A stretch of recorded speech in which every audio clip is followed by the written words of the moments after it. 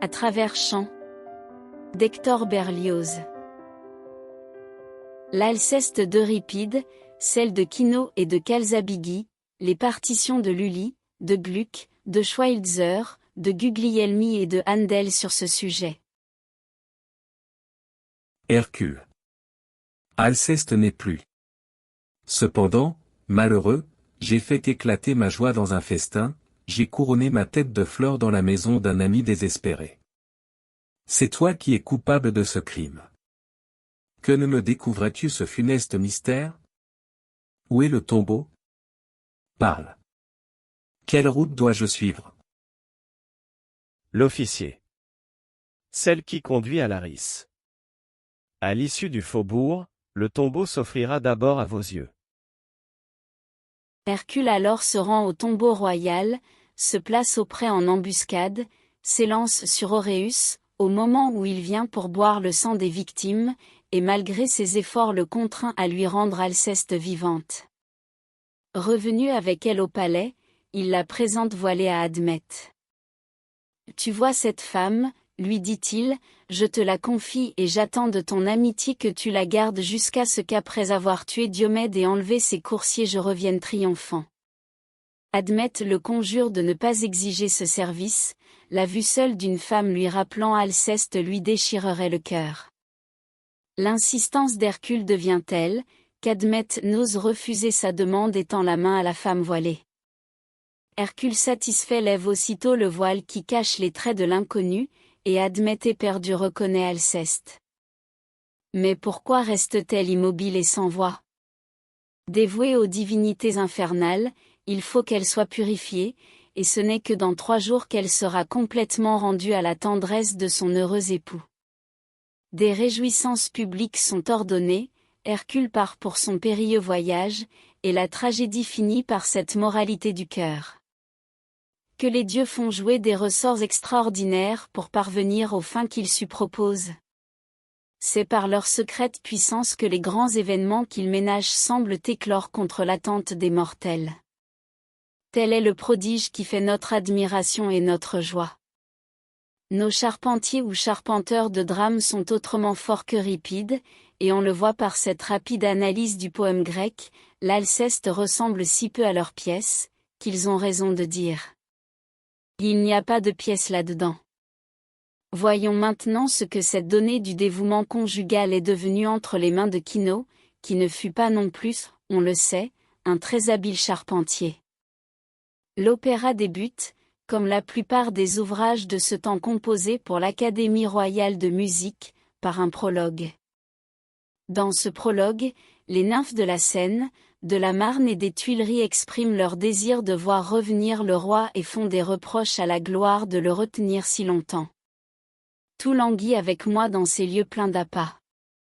Le héros que j'attends ne reviendra-t-il pas? Serais-je toujours languissante dans une si cruelle attente? Quand les nymphes de la Seine, de la Marne et des Tuileries, les plaisirs et la gloire, les naïades et les amadriades françaises ont chanté assez de fadeur, la pièce commence. Alceste vient d'épouser Admète.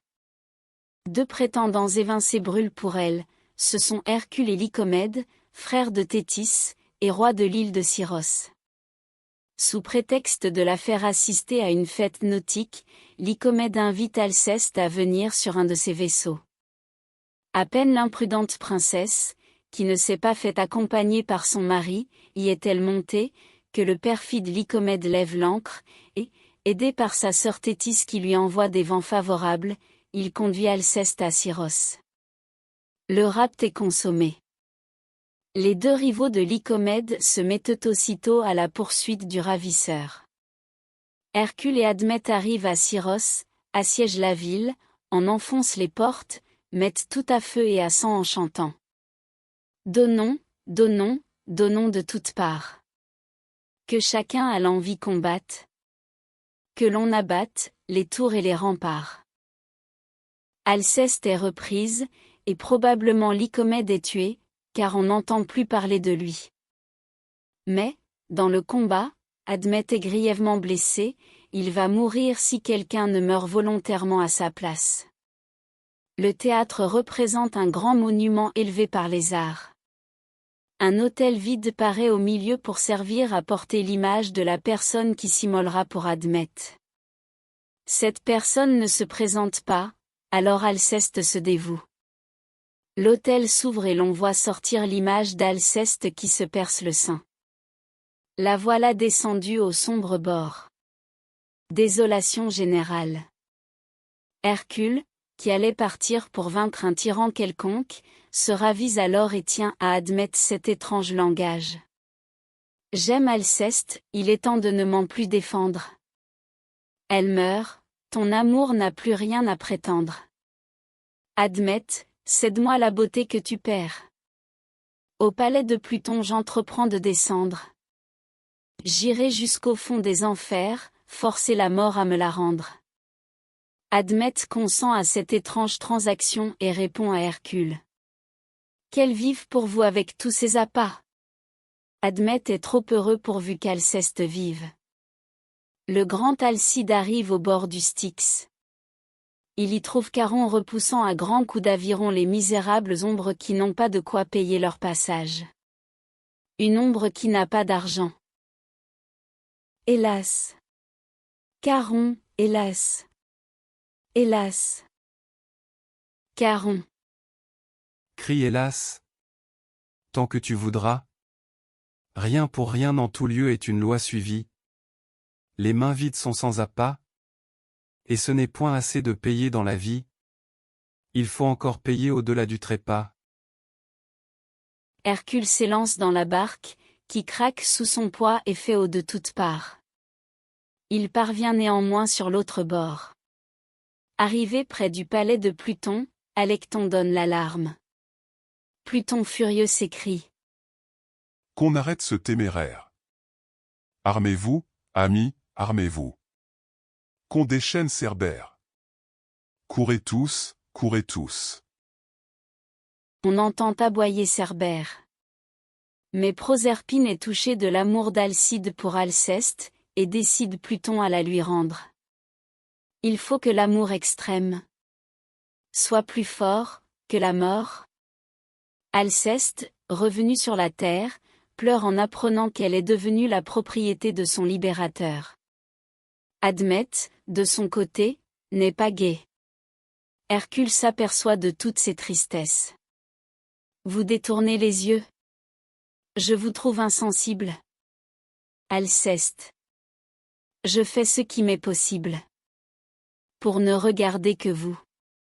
Ceci ne fait pas le compte d'Hercule, mais comme après tout, ce demi-dieu est un brave homme, il fait un effort sur lui-même, et remettant Alceste à son époux, il lui chante. Non, vous ne devez pas croire. Qu'un vainqueur des tyrans soit tyran à son tour. Sur l'enfer, sur la mort j'emporte la victoire. Il ne manque plus à ma gloire, que de triompher de l'amour. Et voilà pourquoi ce curieux opéra s'appelle Alceste ou le triomphe d'Alcide. On trouve encore dans cette tragédie lyrique beaucoup d'autres personnages que je n'ai pas désignés.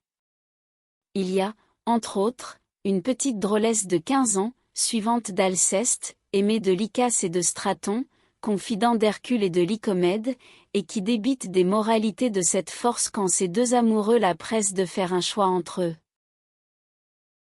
Je n'ai point de choix à faire.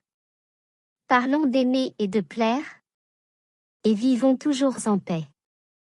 L'hymen détruit la tendresse. Il rend l'amour sans attrait. Voulez-vous aimer sans cesse? Amant, n'épousez jamais. Boileau, convenons-en, n'avait pas grand tort de fustiger cette poésie de confiseur et de perruquier. Et tous ces lieux communs de morale lubrique, que Lully réchauffa des sons de sa musique. Seulement il aurait dû dire, que Lully refroidit, car rien de glacial, de languissant, de plat, de misérable comme les sons de cette musique à la fois vieillotte et enfantine. L'excellent chanteur Alizard a fait entendre plusieurs fois dans les concerts, et non sans succès, la scène de Charon avec les ombres. Le rythme donne à ce morceau une certaine rondeur bouffonne qui plaisait au public et qu'on applaudissait en riant, sans savoir précisément si l'on riait des paroles ou de la musique. L'expression de la partie de chant est vraie, et le thème. Il faut passer tôt ou tard, il faut passer dans ma barque. Convient on ne peut mieux au caractère d'un caron demi-grotesque tel que celui de Quinault.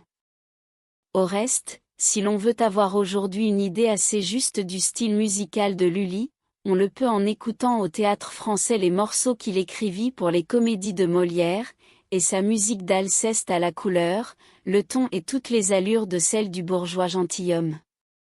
Il n'avait que de très rares idées et appliquait à tous les genres le seul procédé de composition qu'il connut. Cela devait être chez les musiciens de l'enfance de l'art, et c'est ainsi que Palestrina, dans un genre essentiellement différent, composa des chansons de table semblables à ses messes, et que tant d'autres ont fait des messes semblables à des chansons de table.